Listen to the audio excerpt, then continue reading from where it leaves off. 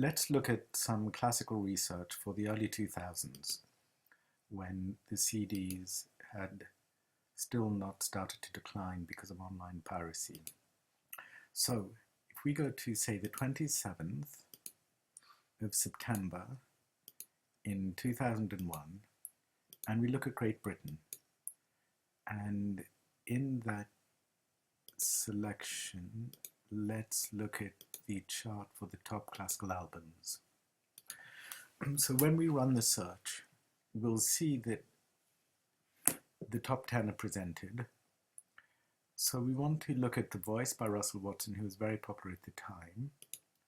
Remove these two, and we'll add in Andrea Bocelli, had Sacred Arias and a Verdi album. So in the graph, you can see them.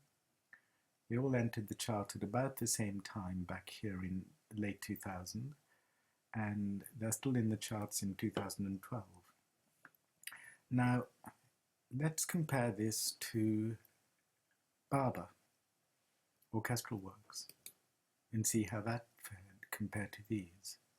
It's this light brown release over here. So to untangle it, we can enlarge that section, and you can see that the Barber orchestral works did pretty well against artists such as Bocelli, the second Bocelli album, and Russell Watson. We can even look at what happened with Pavarotti, who had released Amore, the Love album. So his record company put that out in this time period here, so slightly after those others.